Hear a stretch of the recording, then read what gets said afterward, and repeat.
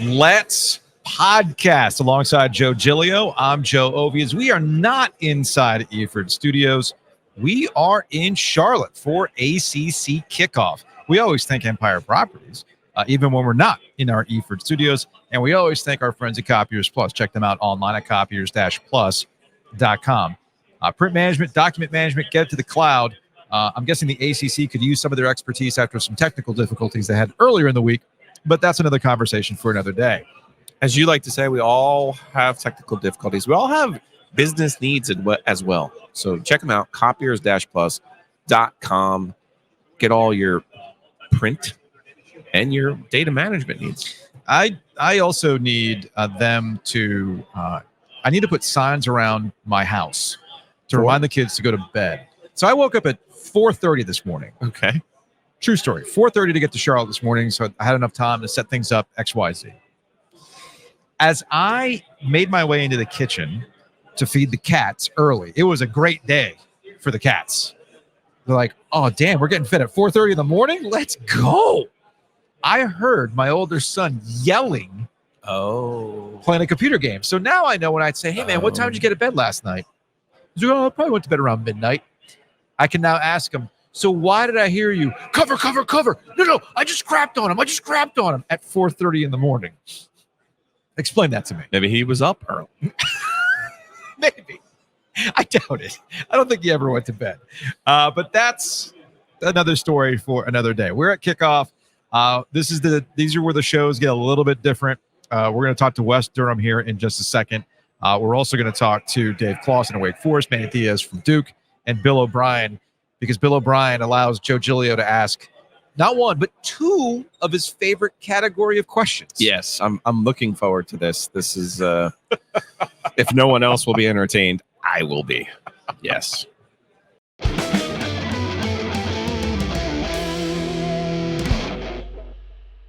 It's Wednesday at the ACC Kickoff. It can only mean one thing, Giglio.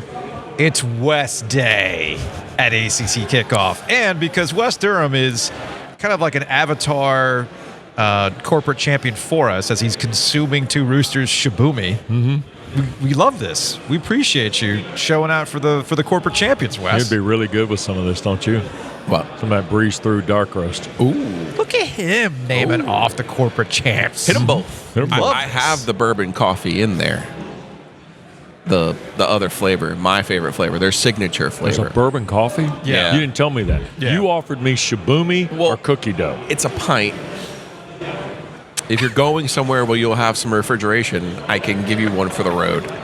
No, that's okay. We're good. It really is an ACC tradition, unlike any other, giving refried beans to the assembled media for lunch, and then of course we've got ice cream. So, is that what's back there for lunch? Oh yeah. They There's have like no chance I'm going back there. They have a Hispanic-inspired buffet back there. Yes. So they've got like a mojo pork, they've got a fajita, they've got tres leches, they've got churros back there. Can I ask a question? Yeah, man. Why didn't you bring your dad for Miami Day? So I did have my dad. We checked in with my dad because I told him, hey, it turns out we're talking to Mario Cristobal. So West Durham, no, he's bad luck. Bad luck. And you know what? All those 8 o'clock games on the ACC network, if they're Miami, my dad is not going to be happy. Hernando. He's not going to be happy with that. So let's start there. Congrats, man. Thanks. You, Luke Buell, and Dana Boyle. Dana Boyle on the ACC Network primetime. Thank you. Which means I get to come back to the package after being there last year, but everybody else left. Yeah. Taylor went to the huddle, and Tim went to Coach Ensworth in Nashville, and so Lugs is perfect for this. I mean, a guy who played in the league, follows the league intently. You're going to see more of Tom Luganbill across the brand, though. Okay. Yeah, I mean, he's going to, do a lot of ACC PM stuff. He still does college football live. Couldn't be prouder to work with Dana Boyle. I've kind of watched her path here in the last few years. Mm-hmm. Played lacrosse at Virginia's been a fixture with PLL and lacrosse on ESPN, and has worked a lot more granular football games in terms of like ESPN Plus and things like that. But with our new producer, Ben Ward, and things like that, we're pretty excited. I mean, I think and you guys have talked about this, we're going to get really good games just because of the landscape and the slots and the way things work. So Start out in Atlanta on Saturday night, maybe Raleigh on Thursday. Ooh. May do a double dip in week 1, so we're pretty excited. I had one more question related to the package before we move on to NC State and a conversation we had with a mutual friend of ours related to NC State. Okay. Do you have a private jet that's going to take you post primetime ACC game I did it last year. The Falcons game the next day? No, I went commercial last year, everywhere. Commercial every time? Yeah. What's the latest flight you can get? No, I go Sunday morning. First thing you go burning. first thing Sunday morning. First thing burning Sunday morning. So Saturday night's about a 4.5 hour sleep night. No wonder you get that breeze through coffee when you're in town. That's the move. Yeah. All right. I was talking to David Teal earlier. Okay. He's voting the Wolfpack 1. Yes. And Look at Giglio's already shaking his head. Giglio. So he said, he's like, are you going to talk me off the ledge when it comes to NC State? Because Giglio's already said, I don't know, man. Here's my thing about NC State. You're the Wolfpack. I mean, it's not like Dave Doran doesn't already have pressure as it is. Internal pressure, external pressure, whatever. But I feel like Dave Doran really has to cash that chip when everything else has been turning up Wolfpack this season, man. I think here's the thing. I just think this is a combination of a lot of things that are now working in their favor. Mm-hmm. I mean, you guys talk about it on a regular basis. They've made the right moves. The patience has paid off. Yeah, I know they get to a point and disappointment sets in sometimes, but the reality of it is, why not them at this point? I mean, Florida State will be good. Will they be as good as last year? I don't know that. Mm-hmm. Clemson will be better. Garrett Riley's second year historically, things start to ramp up a little bit. I like Klubnik's progress. Other people are very critical after 2 generational quarterbacks and DJU. Yeah. I think Clemson will be good on defense, but I don't think you can discount NC State and Miami from potential guys that could be a threat not just to the ACC championship, but to the college football playoff at this point. I just don't. And I think to do it is not giving the league full credit for how much it's gotten better across the board, I think. I think NC State, on the NC State part, it's a mostly new group. Right, but it's people, at least you have an idea of what they can do. Yeah, but legitimately, we'll see what happens. Okay, I'm not down on NC State. I'm just saying we've seen instant success in basketball. We know how that works. Sure. It's hard in football. No question. To bring a group together and get them to play on the same page, get them to play the same way. Mm-hmm. In particular, in this year, you're going to ask a head coach to coach a team in a different way than he probably wants to. I think we have talked about this before. People are vastly underrating what Peyton Wilson meant to this program. I don't disagree vastly. with that. Mm-hmm. Like Tony Gibson, yes. Now we'll see what Tony Gibson looks like without Peyton Wilson. Right. Okay? And does he have, not Peyton Wilson, but does he have anybody from a personnel standpoint to replicate? Not a singular player like that. Correct. They do not. That's right. Not that you have to have that player. You can be good in other ways. Right. I think and I also think we're underrating Florida State and what they are. They went out and got a guy from Albany and turned him into an All-American. True. In the portal. True. You know what I mean? Adam Fuller is a terrific defensive coordinator. I take losing their quarterback obviously gives me pause. But I think the way that they ended the year, people are down on Florida State. I think Florida State's going to be supremely motivated. Mm-hmm. To tell this league to take a walk. I think they're going to be motivated to tell everyone else who told them about the Georgia game, okay, here we are at full strength again, and this is what we are. Right. I think people are vastly underrating Florida State. Yeah. Even Vegas. You get plus money on Florida State to win this league. That seems odd to me. I think that I don't disagree with you on Florida State. I just don't know. Mike's done a great job there. Yeah. I mean, Roddy Jones and I did the Jacksonville State game. I know we're the bottom out third, right? Yeah. As you have to remind people sometimes. Yeah. That happened, right? Yeah. It's a real thing. It's just like Nick Saban and Southern Miss in year one, right? Mm-hmm. To me, when I look at Florida State, I wonder how powerful the quarterback will be in what they do offensively because of what Jordan Travis was to that team last year. Now, defensively, I do believe they have some of the same ammunition back, which makes them kind of the old Florida State, the Mickey Andrews, Bobby Bowden-ish Florida State. Not maybe at the top of those lists, but in the neighborhood.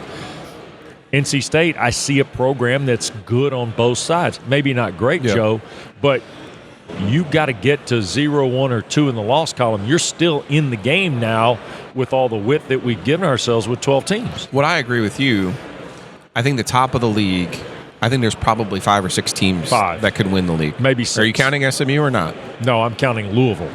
I count Louisville. Virginia Tech, Miami, Louisville. I don't see Virginia It's Tech. not coming home for Virginia Tech. I think Virginia Tech. I think people are a little too ahead of schedule. Florida State, Clemson, NC State are my 6. Okay. Yeah. Virginia I Tech, think SMU. Virginia Tech's got to go to Miami on a Friday night and host Clemson. That's it. They're not there yet.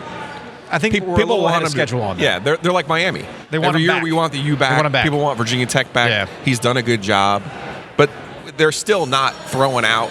I'm going to butcher the guy's name. I can't think of it. Cam Chancellor. They're still not throwing out a guy who's got a 20-inch long jump have a and a Shaboomie break here while you and a continue on the 45-inch vertical.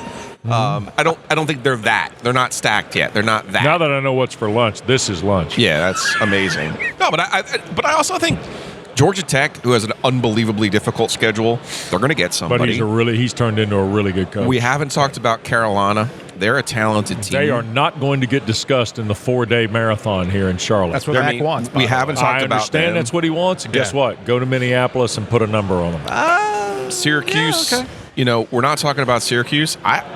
They have the easiest schedule in the whole league. Louisville had the easiest schedule in the whole league last year. Ended up in Charlotte. Pitt. You have to win early and think about it. Pitt, I didn't realize won 3 football games last year. I didn't realize the bottom had dropped out on them. Mm-hmm. So, Plus, they've also got the new guy offensively, Kate Bell, 31 years of age, does not know how to huddle, does not know how to play 2 backs or 2 tight ends. I think everyone at this table is totally aware. One of our traditional ACC teams is going to go to an empty Cal Stadium on a Friday night or a Saturday night and lose in a late night game, and you're going to wake up and say, "What the hell happened?" Right. Because they're good, by the way. They've got they're a not chance a bad to be team. good. They're not a bad team. They have a really good running back. Oh, my gosh. My gosh. And then when I say SMU is going to beat people. Yep. Like, SMU is going to out-talent people. Somebody's going to go to Dallas. The defense is going to play hot in the second and third levels. Their line is good. Their D-line is good. Elijah Roberts, terrific player. Their offense is proven.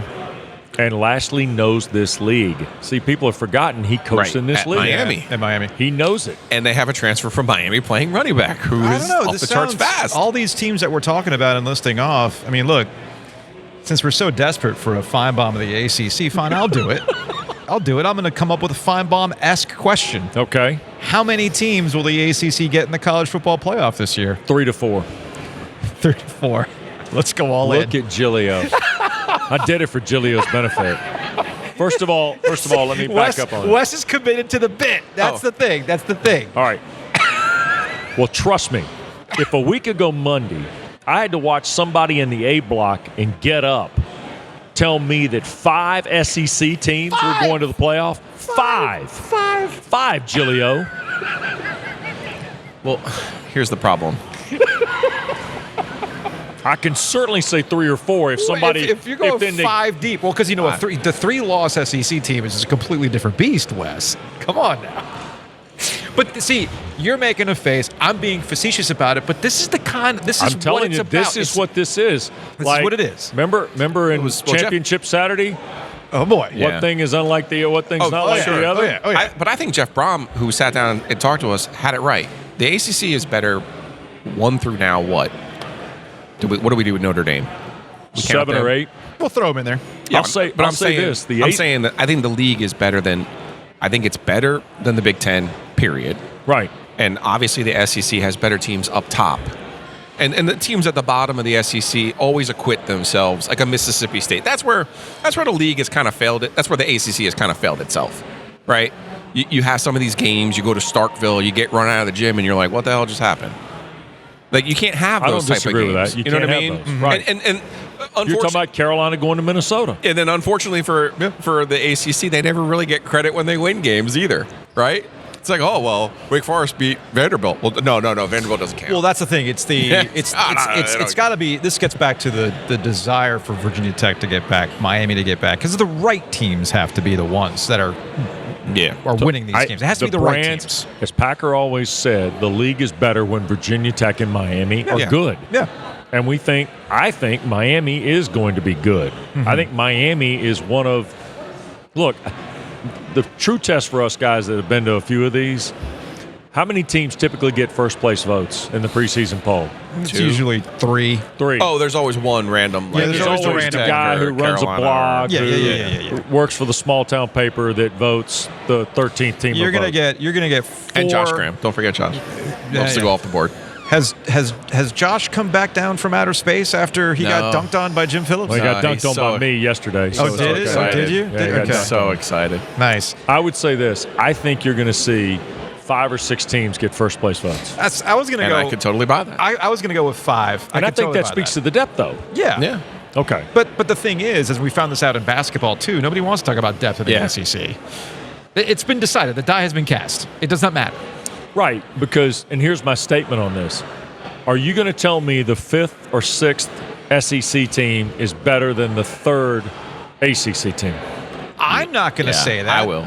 But there are more people who will say this and just nod along and go with it. Just so they want to be a conformist with the rest of the country? Pretty much, yeah. They want to be a conformist, which is weird because college football was always based on, I've got my region, I got my thing, but everybody's just got in lockstep with the SEC being this thing. I am super interested to see what the Alabama looks like without Nick Saban.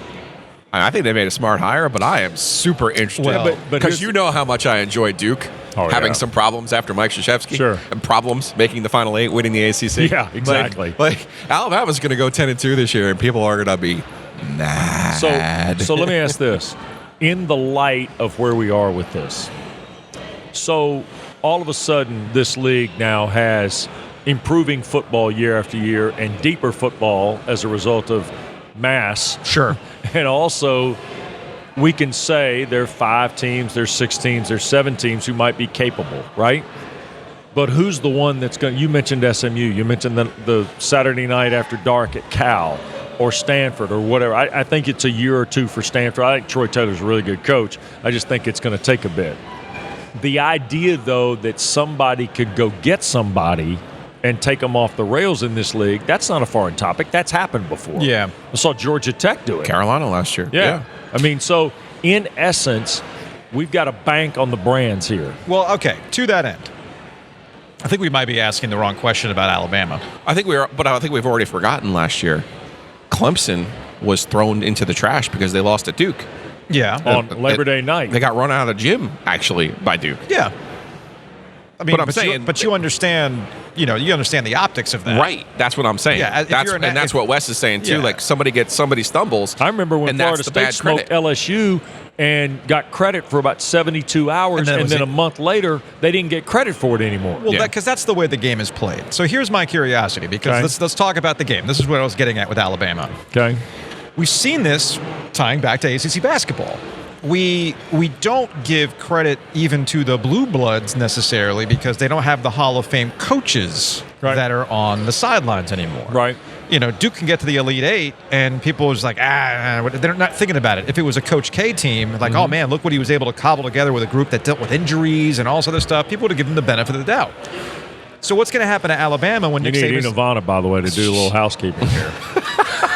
I got some napkins. How many more corporate champions can I get mentioned? Run them off. I mean, you want to say you're on the Heaster Automotive Group hotline right now? I am. Go ahead. You could sell your car to the Heaster Automotive Group. I probably could. And pretty soon I got to talk to the Heaster Automotive Group about getting a beater of a vehicle for my 16-year-old. No, yeah. Give me the cheapest thing on the lot. Yeah, give me the Kia Optima with 206,000 miles on it. Hey, you got a Civic out there with 250,000 miles on that thing? All right, let's go back to the top. No, but my topic is how are people going to talk about Alabama when the benefit of the doubt was always given to Alabama and Nick Saban? Because, well, hell, Nick Saban's the coach. Even in their quote-unquote down years, they can still win a national championship. They can still compete in the college football playoff.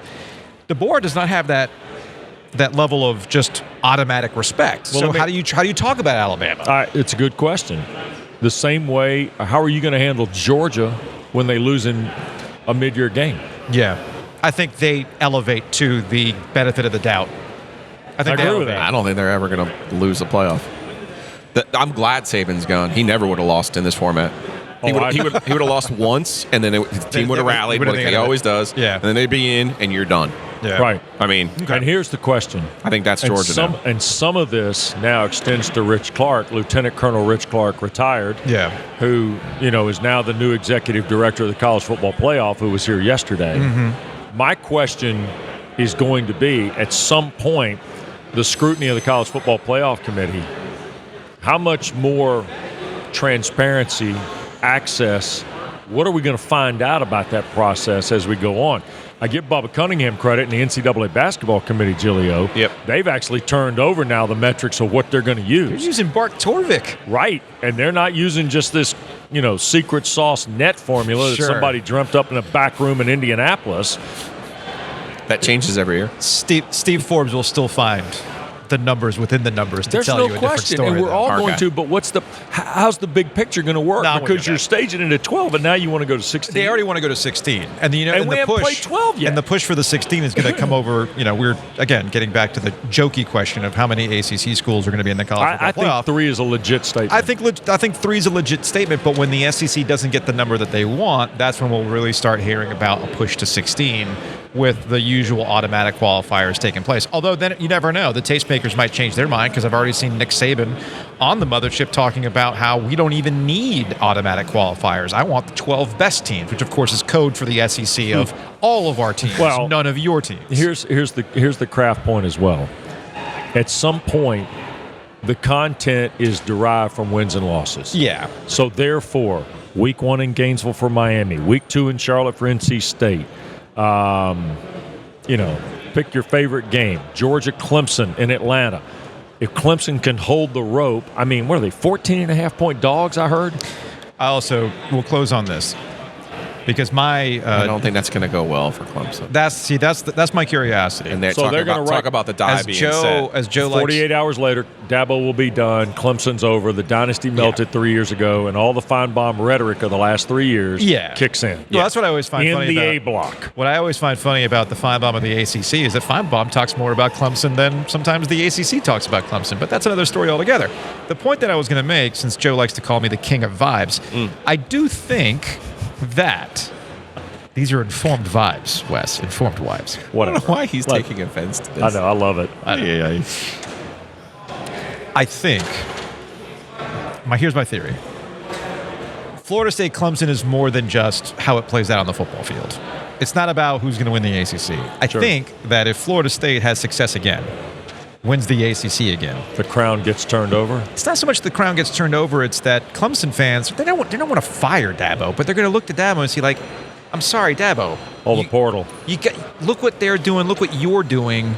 We shouldn't be lagging behind in this particular case. And whether or not Dabo finally gets that religion, so to speak, and adapts, or he continues to double down on the culture, which he has been doing the last couple of years. Yeah. It doesn't help that DJ Uyunglele is the quarterback of Florida State, because he's going to look different, as Joe was pointing out.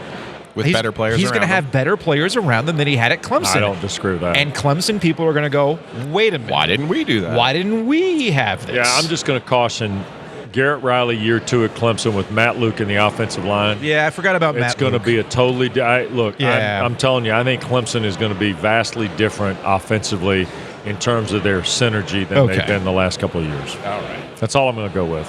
Defensively, I'm not worried. All right, we need to guarantee some on location appearances while you're coming through town. Feel like NC Came State. into one time when Giglio was on hiatus. I know he was in Jersey. He was up in bets. Jersey doing his thing. I was at the Bada Bing, betting props on Korean baseball. Yes. Total. I like a live total on Korean baseball. Do you? Yeah, it's live. They don't have a lot of pitching in Korea in the KBO. Organized batting practice. Yeah, so man. if you could get a live total, Dude, you take that over and you run with it. You're taking me back to the summer of 2020. Yeah, you are. Oh boy, That's all right. I knew a guy who bet table tennis in Sweden or someplace during the pandemic. Totally fixed, man. I want my money back from those bets. Like actually, betting high-lie. What are we doing? West Durham, ACC Network. All right, Fernando. man. Did you pound that entire Shaboom? No. thing? I'm during the entire conversation. Man, I'm playing a competitive game over here. I can't be just killing the Shaboomy. But thanks to 2 roosters. Excellent. yes, good call. And next time, apparently, I'm going to get the bourbon coffee and a pint. Let's go. Take it home with you if you'd like. No, I'm good. All right, Wes. We'll talk to you later, man. Housekeeping. And that's brought to you by Enovana. Check them out online, ENOVANA.com. Green Cleaning Solutions. They came to the house earlier in the week. Yes, they did. I have the Roadcaster roadie, so that means I don't have the jingle here. If you have mess inside your mansion or trash in your cabana, get it green clean with Enovana. Exciting. It's a very busy week for us. We're out in Charlotte, obviously, for ACC Kickoff. No time to rest because on Sunday we're going to be at Crank Arm Brewing, downtown Raleigh, 1 to 6, for the OG Summer Jam. Summer Jam, come and see us, man. We got the Butcher's Market coming out there. I'm not allowed to touch the grill, but Kenneth is. Don't do it. We'll have some tasty treats for you there. Also, our friends from Breeze Through will be there with their food truck. It's really good sandwiches, fries, and good stuff. Enjoy their food. And beer, the beer-flavored beer. I mean, what else is there in this world? Not just beer, though. Full liquor license. Yes. Cocktail menu. I tried the margarita. I tried the Right. margarita on Sunday. Really, really good. I might be just drinking those on Sundays. You're going to get extra lit Ovies on Sunday. And there's a DJ, hence the jam.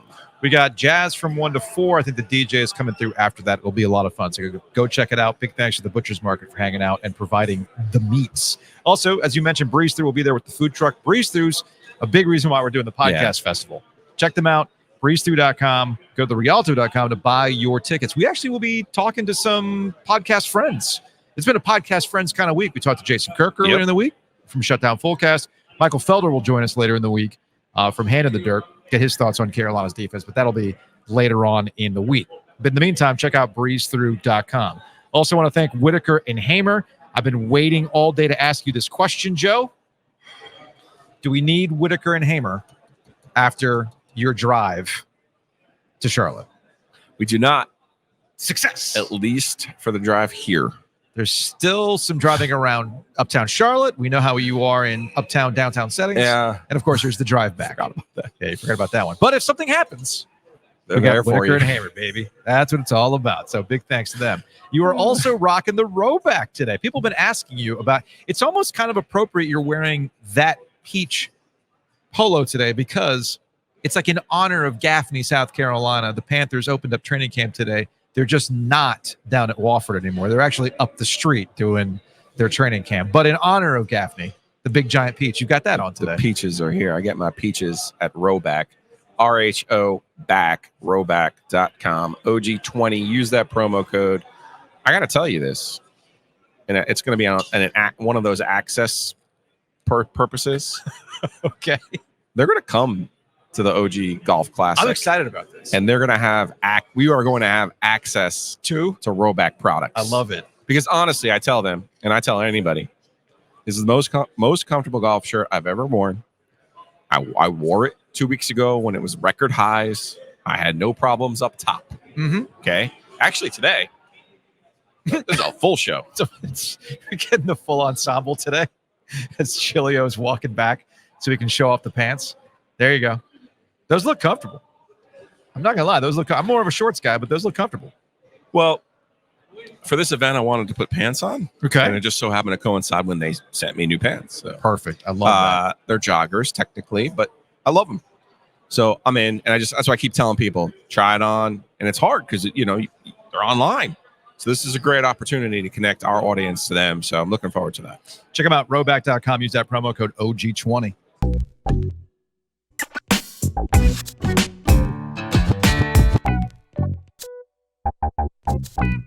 It's ACC Kickoff. It's really my favorite tradition at ACC Kickoff. It's when Wake Forest head football coach Dave Clawson sits down at our table, and I ask him, so what did you do this summer that will make me incredibly jealous? What band? What trip? What'd you do? Well, this summer was a little bit different. Oh, okay. So my son is going to be a senior at North Carolina School of the Arts. Nice. And he got a job with the Williamstown Theater Festival in Williamstown, Massachusetts. So instead of taking a vacation this year, my wife and I went up and spent time with my son while he was working, which was good. I was able to work from up there. Nice. It wasn't a long flight. Williamstown, Massachusetts is where I went to school. Mm-hmm. I went to Williams College, and it's just ironic he got the job there. So to go back somewhere and spend a couple of weeks at a place that I spent 4 years of my life was great. I got to spend time with my old football coach, my old basketball coach. I had teammates, classmates who now have second homes there, and it was really a great, relaxing summer. I got to see James Taylor at Tanglewood. There we go. Which All was right. There we go. an incredible show. I mean, my wife got great tickets, and for that guy to put on that type of show with that energy in his 70s is inspiring. And then I'm a little bit of a 80s, Talking Heads, that stuff. I saw the band with some high school friends, Echo and the Bunnymen. Oh, wow. Really? Yeah, we went up to Buffalo, and a bunch of us that were friends and grew up with that type of music. Lips like sugar. That's what we're talking about here. So. Trucking up to Buffalo. Yeah, I like it. Bring on the dancing horses. Yeah. Okay. And so it was fun. It was, it was 3 of my best friends from high school. We're still in touch. We try to get together every year. And it just so happened that a few days I was up there that Echo and the Bunnymen was playing in Buffalo. That's awesome. You talk about an eclectic musical taste. I went from Echo and the Bunnymen to James Taylor. I love it. And I'm assuming you bought like the deluxe version, 4K, whatever, Blu-ray of Stop Making Sense, the remaster, right? I didn't. I just... I went and saw it in the theater. It looked incredible in the theater. I saw that concert live. Well, so like 83 or 80, whatever it was. That concert I saw at the University of Buffalo when I was a junior in high school, and so I just put it on. You lived it. I lived it, but I've watched it 2 or 3 times. That's cool. And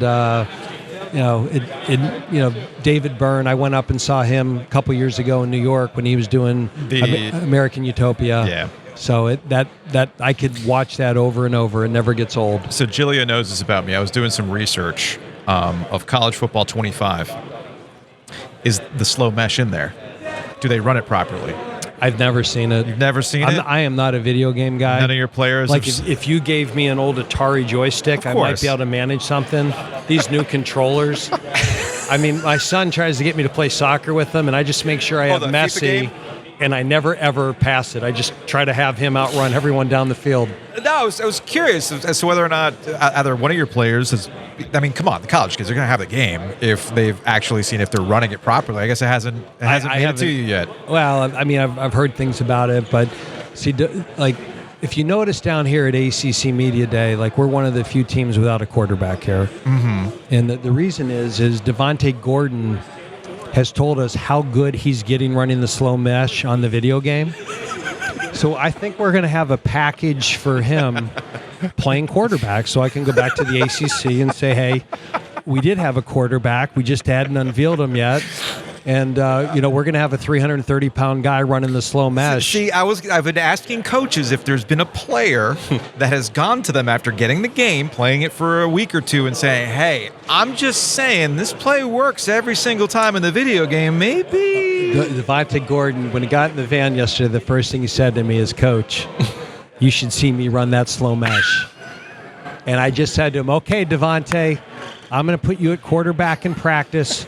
Who do you want playing left tackle blocking Jasheen Davis? And he's like, I'm not so sure I want to play quarterback. I'm hearing a lot of varied interests here, Coach, and you are a known polymath. But I can't imagine at this time in Williamston, Mass, there wasn't a lot of game tape and self-reflection, and 4-8 did not sit well with you. I know this. No, it's miserable. It is. It was absolutely miserable. But I think myself, our staff, and our players, I think started taking success for granted. You go to 7 straight bowl games and you just think it's going to happen automatically. And then all of a sudden you lose a bunch of players off the 22 team. You have a bunch of young guys that have never really played. And, maybe there was a little bit of entitlement, or this is what's expected. And we earned our record. We deserved to be 4-8 last year. And in some ways we were lucky to be 4-8. I mean, that Pitt game, in a lot of ways, if the guy doesn't slide a half a yard early, we're sitting here 3-9. You were kind of owed that one, though. Well, the slide. The good luck on the slide. You can go there. You were. But yeah, it's absolutely miserable to go through a December and not be in a bowl game, to not have those practices. And I think we got humbled. There were a number of games last year. I mean, we've had a great series with NC State, and they got after us last year. Yeah. And We had beaten Florida State 3 years in a row. That was a non-competitive football game last year. And so I think when you go 4-8, right, you got to look in the mirror and say, it's not one thing. We all collectively have to do a better job. There's a reason we were 4-8. What are we going to do to fix that?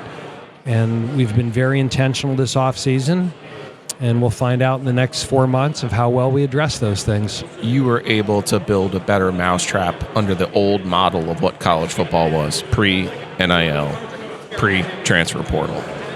Do you double down on what you already know and has proven to work, or do you have to look at this last year and say it was at least a function of seeing your quarterback playing for Notre Dame, a part of the function? Yeah, I mean, I think, again, when you go from 7 straight bowl games and being ranked top 10 in the country 2 years in a row to 4-8, there's a bunch of things that happen. Okay. Yeah. Right? As a program, as an institution, we weren't ready for how quickly the NIL thing happened. We got wiped out after the 22 season. Yeah. We lost a lot of good players that should have been playing for Wake Forest last year. On top of that, I probably didn't do as good a job coaching. We turned the football over. We had penalties. We had discipline issues that have nothing to do with NIL. They have to do with coaching and discipline and things like that. Our offense, which had been so good for so long, suddenly became not very productive. And you put all those things together, and that's how you fall off from winning 11 games to 8 games to 4 games. And so I think it's got to be our mousetrap is our mousetrap. I don't think Wake Forest is ever going to be a place that has the largest collective that buys the most 5-star players. Yeah. So we're still going to be a developmental program, but we better have enough resources to keep our best players. And we're certainly working towards that and hopeful that that's what we'll be. And the fact that Devontae Gordon is here today, the fact that Donovan Green came back, the fact that we still have Jasheen Davis and Taylor Marin, all those type of players after 22. We didn't have any of those guys in 23. Yeah. And now going from 23 to 24, we now have 17 starters back. And when Wake Forest has been good, it's always been because we're old. And so now we're old again. And, so I expect us to be an improved football team.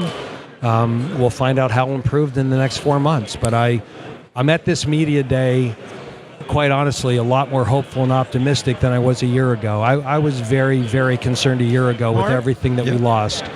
No, I remember our conversation from last year. Always enjoy our visits. Hopefully we can chat in the middle of the season. And you're still the best coach in the ACC. You know why?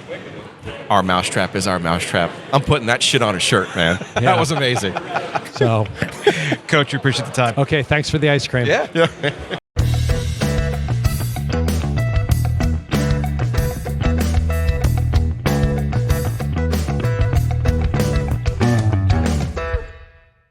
I don't think there's a proper way to describe how excited Dave Clawson was to have 2 roosters and walk away from the table with 2 roosters, Joe.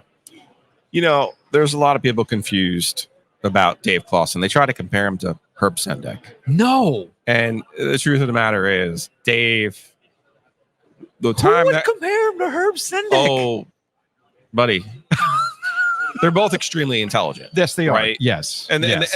they can be interpreted as dry. Mm-hmm. But I think Dave's default is to be dry, so that maybe you don't want to talk to him. He loves talking to us, though. Right? Because we bring him ice cream. He enjoys our No, time. I know. So yes, the ice cream was just a bonus. And when he had the coffee bourbon, he was like, is this for real?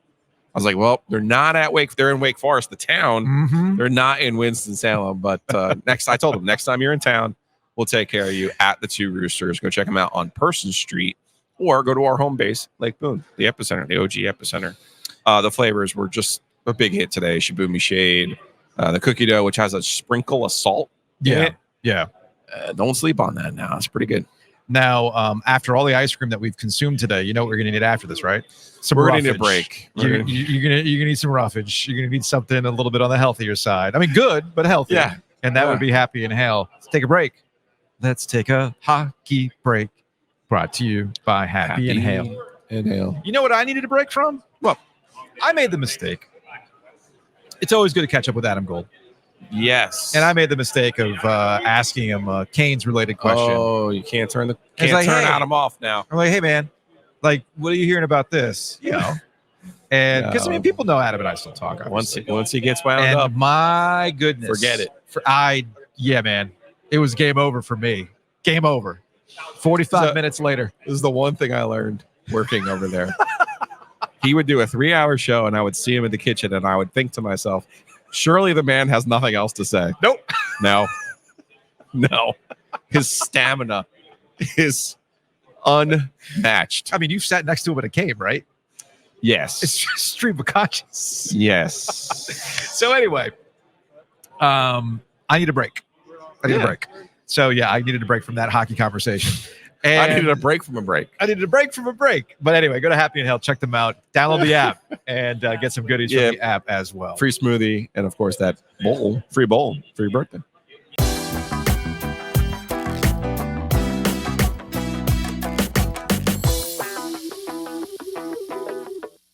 Joining us at ACC Kickoff is the brand new head football coach at Duke, Manny Diaz. Although I feel like the first thing we got to talk about is I'm looking at both of you, looking at Manny, I'm looking at Giglio, and I'm thinking there's hair product tips here.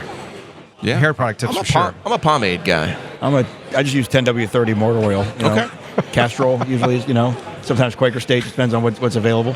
So definitely has an all day last to it. So that's good. Yeah. It's very good. I don't know. Maybe there's something between Cubans and Jersey. I don't know. Because my grandfather, because I'm Cuban, they came over, Hialeah. He had Brill Cream, man. That thing, he could go a week without using it. I think it still was there after the fact. I would have an afro 4 feet tall, so Cuban afro. So it's serving a purpose. Back when I had hair, I had the Cuban afro too, but that's gone. That's long gone. So, do you want to talk about Duke? Because we can. We can. But if we want to talk about Miami, we can. We want to talk about State, we can. You want to talk about Penn State, we can. What do you guys want to know? Well, actually, the curiosity that I have is that you are a football guy. You have been to a lot of different places, which I think adds a perspective that is unique in that when you come back to the ACC, and there's been so much discussion about the ACC, where it is, how deep it is, who's good, who's bad, they're not this or that. How do you perceive it now that you've taken this job at Duke? Yeah, I'm with you on that. This will be my 16th year in this league, and I think it's a much better league than it gets credit for. Mm-hmm. I sat through the Big Ten the last 2 years.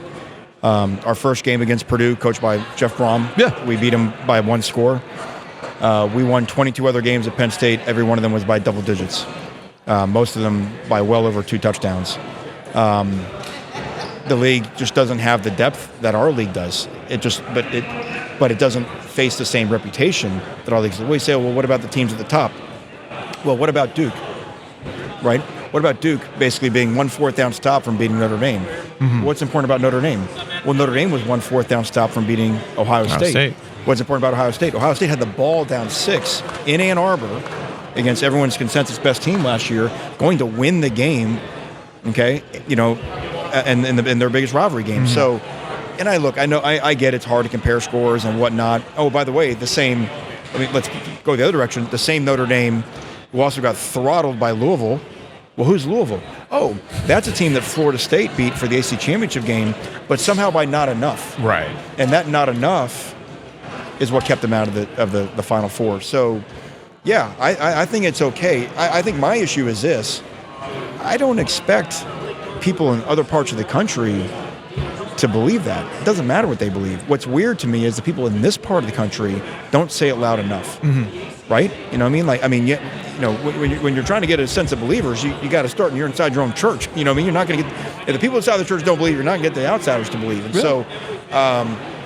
So, look, it's another year. We all got to go do it again. But I just think this league, the quarterback play in this league, having been a defensive coach for a long time, it's tough, man. You know what I mean? It's tough. I mean, obviously, right down the road. I mean, having 2 top 10 quarterbacks drafted in the last 5 or so years. I don't know how many schools have done that. Like, that's just, you get stuff in this league you just don't get in some of these other leagues. We think of you in the triangle, right? Chuck Amato, NC State. You also had a stop with Mac Brown at Texas, though. And now here you are at Duke. What does the triangle dynamic look like to Manny Diaz in 2024? There's a lot of familiarity. Yeah. And I noticed the league because they've got a great sense of humor, put everybody on the schedule, right? Everybody's on the schedule this year. Even Rhett Lashley, who we had at Miami. Yeah. People don't know how good SMU is. I keep trying to tell people. Yeah, SMU's got some dudes, and man. half their best players were our best guys at Miami. Yes, so, thank you. Thank you. Certainly the Seminoles. I mean, and there's not too many unfamiliar people. I think that's why they invited Cal and Stanford. They're like, are there any schools that Diaz does not know somebody at? So they found somebody. So. But you're in a different seat, though, at Duke. So Sure. now you see Mac over there, and I don't know what your connections at this point are to state, but obviously you cut your teeth there way back when. And it has changed a lot. The triangle has changed a lot, triangle football, in the last 20 years. At least that's the way I see it. People who haven't left it. So For sure. No, it absolutely has. Known Dave for a long time. Certainly Dave's done a great job. And look, here's the thing. Don't we want that to be a great thing? Mm-hmm. Like, don't we want the Duke State games or Carolina or whatever? We want all those to be big-time games. It's great for the community. It's great for the buzz that it creates. It should be something that the nation should want to come and look in on when these events are taking place. And that just comes with time. We got to keep building. Got to keep building these rivalries and keep building our program so that when we do get together, it's something that people want to watch. So what was it about? I know you had your introductory press conference and everything else, but this is our first chance to chat with you about this. I was surprised when I heard that you were the head coach at Duke, and it made me wonder, what does Manny Diaz, who has been all over the place, see in Duke that maybe we might not be seeing? Yeah, so there's a couple things. One, you have an idea that if you're going to be head coach again, you're probably going to get one more chance. Okay. So you're really going to pick the right place. Mm-hmm. I had a chance the year before that I turned down. It was a good place, just you really want things to be right, and you want to make sure that the people that you're working with, that their values are aligned with yours. You want to make sure that the support and the expectations go hand in hand. So that's on one side of it. The other side of the equation is that the last 2 years, there was a lot of guys on Duke staff that I knew. Yeah. And so when you're watching Duke beat Clemson or beat Miami the year before or have the run that they're having, I'm getting a lot of inside baseball on what's going on. Mm-hmm. Now, I'm never thinking I'm coming to Duke. I'm just finding out as a curious football observer. And then the last piece of the puzzle is I'm at Penn State, and the kids at Penn State were uniquely different than I've ever coached before. And I've been fortunate to put some pretty good defenses out on the field, but nothing like the last 2 years. Mm-hmm. And nothing. I mean, this past year was 2011 Bama was the last defense that statistically was familiar with us. So there was something about those kids and the way they process information, their football IQ, their smarts, their toughness, and it was matching up a lot with the inside baseball I was hearing about at Duke. So okay. I kept hearing, wow, this Duke's, a lot of what makes it special at Penn State feels like this is the same thing that's going on at Duke these last 2 years. Never think the job's going to open. Then it does. Then you get to meet, Nina King, Vincent Price, the president. You get to learn about the people around Duke, and you start to say, if you're going to go again, this is exactly where you want to be. The Nina King piece I find interesting because we've seen this on the basketball side and how they've adapted to NIL. They've got a general manager. There's business partnerships. I mean, this is what college sports is now. And it did make me wonder, look, it's a private school, Miami, private school, but they're not the same kind of private school. And I was curious about what you saw in the business side of this that allows Duke to maybe come at an angle they never were able to before, now that these things are just kind of on the table with NIL. How do you view that? There's a couple things. Well, one, again, what makes us uniquely different than all these other flags in here, no disrespect to any of these schools, is that the kids we get that want to come to Duke, they want to graduate from Duke. Mm-hmm. So we're not guaranteed to get them for 4 years, but there's a lot better chance that we're going to get them for 4 years than any of the other programs in here because they're being recruited to Duke for more than just to play tackle football, right? Sure. So that allows us to develop a program. It allows our guys who we can take care of with NIL that they don't feel like we're not in a bidding war. We don't attract those type of people, which is a good thing. That's a good thing, and you can build a great team with guys like that. But yes, to your point, the people surrounding our program, especially crucial in the first 6 weeks I was on the job, help hold this football team together, by stepping up and allowing us to retain our best, which is so crucial. And we've completely transformed the way that we can take care of our team in 12 months' time, which is really gives us a chance to have a proper go at it this year. I have 5 million questions for you, but We don't have enough time. We don't have enough time. They gave us the wrap-up signal, man. Welcome back to the Triangle, man. Yeah. Best of luck to you. Let's follow up. We will. You know where to find me. Yes, we will. We'll make it happen. Thanks. All right, you got it.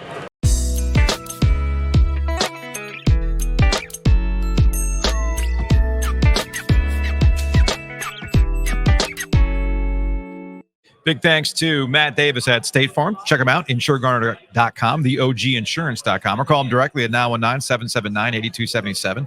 Brett Yormark, Big 12 commissioner, just needs to call that number directly so we can officially make it The Matt Davis 12. the Matt Davis 12. Yeah. Heck, Luke DeCock wrote a column in the News and Observer this week. I mean, hey, if everything's for sale, there's 2 A's in Matt Davis. Yeah. Just saying, use one of them. Couple A's in State Farm. Don't need all of them. You don't need all of them. Just need one of them. So just go with it, right? So it's the Atlantic State Farm Conference. I think Matt could save them money. That's what he does for our listeners. Yes. They call, they have a conversation, they save money. It's as simple as that. So give him a shout. He's honestly, he's tickled too. Every time we talk about the Matt Davis 12, he's just like, yeah, that's all. Yes. He's like, I thought you guys were kidding. I was like, no. No. We're Matt all in Davis on that, Big 12. Matt Davis 12. And all that money you save, you can take it over to Longleaf Swine in downtown Raleigh. Longleafswine.com. Great barbecue, amazing brisket.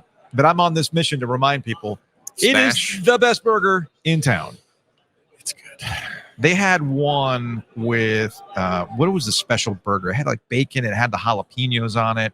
It had the pickles on it. It was fantastic. Adam and the crew do such a great job at Longleaf Swine. I told you, Elliot Avent was bringing recruits over there because he's like, we need the best barbecue. I said, well, I know where that is. Even Skinny was like, this burger. Shout out to my guy, Pat Price. Saw him recently. I said, get the burger. You weren't kidding.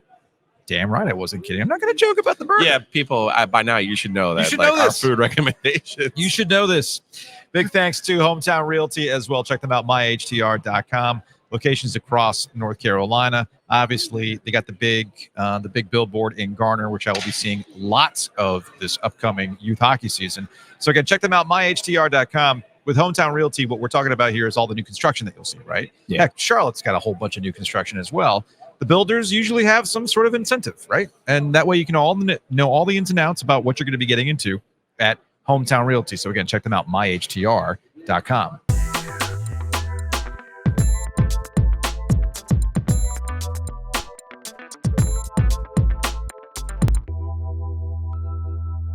Joining us on ACC Kickoff Radio Row is the new head coach at Boston College. He is Bill O'Brien, and Giglio is so geeked out. I'm bursting. I'm bursting. Welcome, Stop Coach. it. Thanks for dropping by. Don't be so sarcastic. No, I'm not. No, he's not. He's not being sarcastic. So I'm known for two things in this whole world. I love it when I'm right. Okay. Yeah. And the other thing is I have a question about death rules. Okay. Yeah. And if you get past the macabre part about that, you're going to love this question. So what would you like to start with first? Joe was right or a death rules question? Let's go. Joe was right. Joe was right. All right. You may not remember this.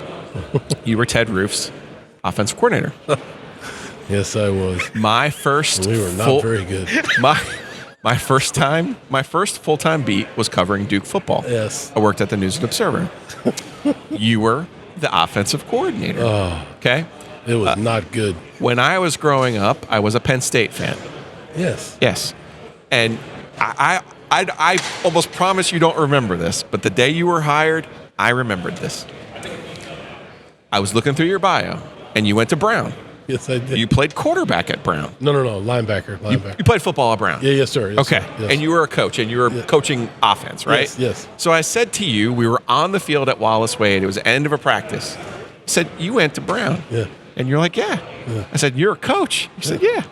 I said, there's a pretty good coach. Chopa. There's a pretty good coach out there who played quarterback at Brown. He's pretty good. Yeah. I said, maybe you'll replace him one day. Maybe you'll be Penn State's head coach. Look, I'm not going to sit here and that I say I remember exactly, but I do have a recollection. Thank you. As soon as I Thank saw you. I'm like, I remember this guy. But You I know did what? say that. I don't know if I was incredible serious, story. but it's true. It came true. It came true. I wasn't resting on my laurels of offensive coordinator at Duke to Hey, get man. that job. You got to learn. Everything's a learning experience, right? And I still You gotta remember. get knocked down, pick yourself back up. And I still remember when you got hired by the Patriots. Yep. And Ted, I still have a good relationship with Ted. Ted's Yeah. like, oh, I thought Billy didn't know anything about football. Look who just hired him. There you go, Belichick. Which is going to seg perfectly into our death rules question. Uh-oh. You have to answer this question. There's no nonsense here. Are you ready? Yes. I'm scared, though. Okay. The football genie comes to you and says you have 24 hours to live. Your life depends on this. We're going to have a football game. The teams are evenly matched. There's no recruiting. There's no salary cap. We're not buying players. There's 11 players over here and 11 over here. Your life depends on it. You have to pick a coach. It's either Nick Saban or Bill Belichick. Who do you pick That's not to save your life? Who does Bill O'Brien pick to save his life? Wait a minute. Is this college football or pro football? No. It's a one football game. Your life. That's a big. It's the Thanksgiving neighborhood football Yes. game. Oh. yes. What's happening? Yes. Oh, the Thanksgiving neighborhood football And game? you have 24 hours to prepare. I'm going with Nick Saban for the Thanksgiving neighborhood football game because I think Nick would be very straightforward. This is how it's going to do. This is how we're going to attack it, one way or the other.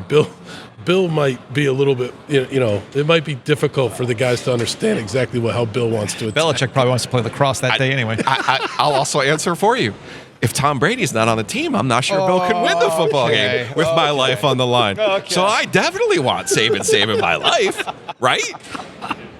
I'm not going there. No one, That's a great question. no one has ever Those are asked you that two question. great- no. Right? That's awesome. And nobody has the Providence, the Brown moment that we had That's at awesome. Wallace Wade Stadium. Wallace so Wade. congrats to you, man, on everything. you. That's I know, like you said, the Duke part of it was not your favorite part, No. but you got to learn somewhere, right? You got to learn in the fire. Duke was a good experience, though, because, in coaching, I've been doing this 32 years, so not every year is going to be a glorious year. And those 2 years were tough, and we worked hard at Duke, but there were a lot of lessons learned in those years. And that's actually going to get us, well, the Saban part of it gets us to his question, what he wants. And we will get to Boston College because you have a really good quarterback. Yeah. Yeah, and we I do, think we you do. know that. Well, no, I'm guessing this is the first time you got this question today. Just a hunch. Bryce Young's right up the way. He is. Training camp started He today is. for the Carolina Panthers. And Oh, did it? Yeah, it started today. Yep. And there's a lot of pressure on Bryce. Yep. And people are questioning, and all that other kind of stuff. What, with your time with Bryce and the differences between the college and the pros and everything else, how much did you pay attention at all to his season last year, or what kind of communication have you had, or what did you see while at Alabama that, the reason why people were high on him to get to the NFL? Yeah, I mean, Bryce is, without a shadow of a doubt, one of the most special players and people that I've ever been around in coaching. And when you think about who I've been around, that says a lot because I've been around some of the greatest players to ever play the game. And Bryce at Alabama was such a brilliant player and a great teammate and a great leader that you have to give it time, right? Like the jump from college football to pro football is very, very difficult, especially when you go to a team that's not very good to begin with. Yeah. And so, it takes a while, right? And so you got Dan Morgan as the GM. You got Dave Canales now as the head coach. You're giving Bryce a chance now, right? So surround him with a lot of good players. He'll prepare. He'll work hard. He's the right guy. He's a great player. And I think he'll be a very improved player this year. He's got a lot to prove. He's a hungry player. And I would never bet against Bryce Young. That's just my opinion. And I'm very biased. I get that. But Yeah. this guy's a very special player. But to your point, tying it back to Duke, you're going to learn some lessons. No doubt. And sometimes I think for a lot of college or maybe players that come out of Alabama that are coming from very successful programs That's and right. national championships. It's hard. And you've lived in both worlds. You've seen right. some humbling situations, right? No doubt. And I think that you're exactly right about that. And you have to learn from it, and you have to learn how to. Football is all about dealing with adversity and how you handle adversity, because it's not going to be a bed of roses all the time. And he went through some adversity at Alabama, no doubt about it. He's going through a lot more adversity now at Carolina. He's got a great family. His parents are awesome. He's got a great support system around him, good coaching staff, good GM. I think he'll be fine. Now, I mentioned the background at Brown, Providence. You're obviously, and the Patriots, you're obviously familiar with Boston and the area. What do you think Boston College football can be in 2024? I'm excited about this team. I really am. I came in here not really knowing what the team was, and then all of a sudden started watching these guys in winter conditioning and then spring practice, now summer conditioning. I think we've got a good football team. Got a really good quarterback in Tommy Castellanos. You can see our center here, Drew Kendall, our defensive end here, Donovan Ezaraco. We've got a lot of good players. We probably have 10 to 12 guys on the team that'll get a shot to play in the NFL. I'm not saying they'll be number one draft. Right. That's not what I'm saying, but they'll get a shot. We have guys that are hungry. We got to play a little bit tougher. We got to be a lot more disciplined. We got to understand situational football a little bit better. We got to be in better condition. I think we are. I think we're stronger and we're in better condition than we were 6 months ago. So I'm excited about the team. Look, I never say, we're going to win this many games, we're going to do that. I really enjoy being around this team. How do you think they fit, though, in this like modern landscape? When you and I are growing up, Flutie, you had, then Tom O'Brien had great success there. Yeah. But it does feel like we were talking to Dave Clawson before. The paradigm has kind of changed in college football for a Boston College, for a Wake Forest, for a Duke. Yeah. So how do you kind of see where you guys can kind of fit in and maybe carve your own niche? Right. We have to do a great job when it comes to recruiting, and I think we're on the right track so far. We've got a lot of 25 kids committed for the class of 25. We have to recruit a specific type of guy that comes from a family that cares about the combination of academics and football, that understands that both of those things can lead to a successful life.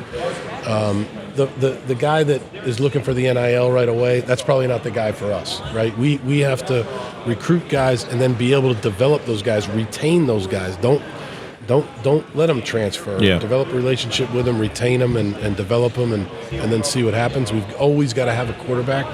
When Boston College has won in the past, you already brought it up. Yep. Doug Flutie, Matt Ryan, Glenn Foley. There's always been a good quarterback at BC when they've won, and so we have to continue to recruit good quarterbacks.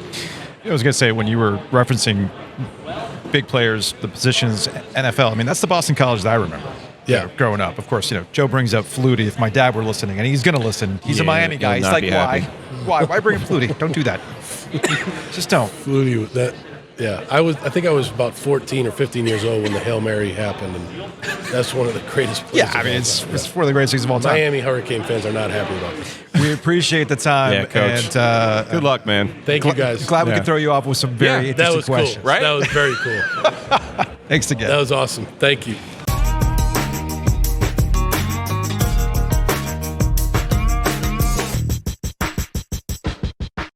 Big thanks to Mosquito Authority and Pest Authority. Check them out, bugsbite.com. It is gross right now. You have all the rain. You've got the heat. You have ants that are trying to get into the house. They'll swarm around some leftover food or cat food sometimes, as I discovered. And they have the ways to help you out with that. Moisture berries, etc., all with Pest Authority and, of course, Mosquito Authority for the outside. The ants are out in full force. Full force. I got my guy Hayes on speed dial, so I'm ready.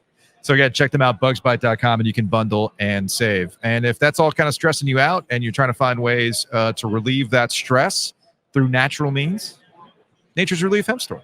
Check them out. Nature's Relief, RELEAF, hempstore.com. There's been a kickoff or two that has included a gummy or two, or without telling on ourselves. I could use one right now, honestly, if we're being honest. Yeah, look, I enjoy kickoff. Yeah, but it's also there's a lot of moving parts. There's a lot of moving parts. And you want me to tell on you right now, or yeah, go ahead. I mean, you didn't build out the brakes, man. Didn't build them out.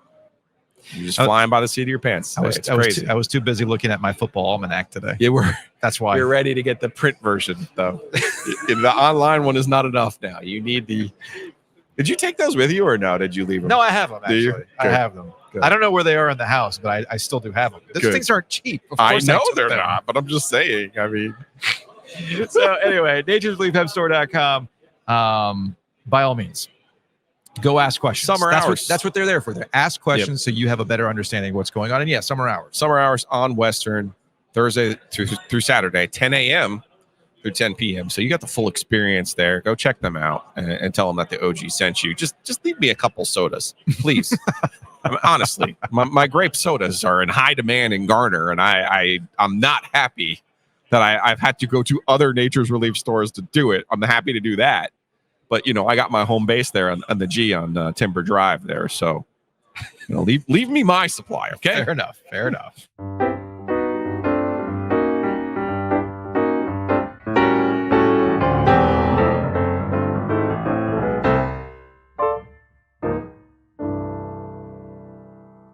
All right, let's get out of here on some Hey Joe questions. Thanks to Crankarm. Crankarmbrewing.com brings you Hey Joe. Again, the Summer Jam's coming up on Sunday, so join us from 1 to 6. West Davie Street, Raleigh. downtown. Come check us out.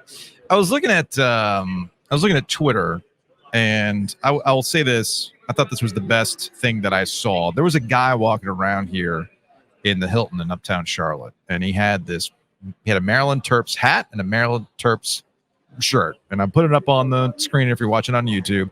Dude was very proud of himself, and I did walk up to him and I was like, sir, this is a Wendy's. You understand that this is not it. Big thanks to Daniel on Twitter. Brett McMurphy sees this picture and is going to run with Maryland and talks to move back to the ACC. Although I had somebody also point out, like, nah, that ain't it. He's just going up. It's a banking town. Charlotte's a banking town. My dude's just cashing that Big Ten check. That's what it's all about. Terps looking good, and they'll never win the Big Ten in basketball or football, but they don't care. Yeah, no, they don't. They don't care. They do not care. But yeah, I was just kind of going through stuff, and look, we're at kickoff. We're having a good time, and I think people understand that the show's a little bit different. We'll see what kind of reaction we get from today's show for tomorrow. We'll see what's on the YouTube and whatnot. I will say this about the most of the comments that we've been getting from YouTube have been related to the conversation that started on Monday about the whole ACC Feinbaum thing and people trying to, who should it be and all this stuff. And folks, there's plenty of people who could do it. It all comes back to a real simple equation. Does the ACC really want one? Not the ACC network, not ESPN. I'm talking about the conference itself. That's the thing that you have to ask. And then there's only one other Hey Joe. I had a Hey Joe question. How many have you sold? How many hats have you sold today? I'm sorry, not sold. How many sats have been? We don't sell anything. We don't sell anything. How many hats have been accessed, provided to? We've done well online. Good. Or email, via email. It's, again, my last name, giglio.joe@gmail.com. I learned a business lesson yesterday. Yeah? You want to hit the meeting button? Oh, yeah. We don't have it. No, I have the meeting button on this one. It's default. We're having a meeting. Yeah, this is both going to amuse you and concern you. Okay. The access has a price point for the access, yes. Right? And some people live in Raleigh or the Triangle, and I'm more than willing to drive. Big shouts to our guy Aaron. Brought him a trucker hat yesterday. He was over in Garner. Okay, that's easy for you. Yeah, piece of cake. Then there's other people. Jonathan, right across the street, walks over, grabs a hat. Cool. We've had a couple listeners in Virginia who are like, "Hey, man," or even Harnett County, like, "Hey, want to buy a hat? I want to access a hat." Sleek Fleet, they'll ship it up there, right? And I was like, "Oh yeah, no problem." Thinking of our access price cost. point, yes. I go to the post office yesterday. No. I send out, I think, 3 hats. Profit margin went from, let's say, 100% to 50%. Joe, we're not doing it for the profit. I understand that. We're doing it for the people. I do understand that. We're doing it for the people. However, unlike the shirts, this is something we actually have an outlay for. Yes, this is true. So it's the first time we've had an outlay. And We're learning. We're learning. And I don't mind for promotional reasons sending people stuff because that's promoting our business, right? Yes. But yeah, that was a little bit of a like, oh, I need to charge $5 more for that access. Yeah, that's what I need to do. Fair enough. Yeah. Anyway, Don't mind doing it. That's good. Don't mind doing it, but not at the expense of taking money out of the access point. The access point pot. Let's not do that. Anyway, that's gonna wrap it up. We will see y'all tomorrow. Business 101, man. 101. I ain't lying to you. We learn it all here. It's an educational process. Joe, think of the taxes. Think of them. Think of the Yeah, taxes. I mean, if only. If I all- should just give them all away. We You're should- right. Because think of the You're taxes. right. Just saying. We'll see you tomorrow.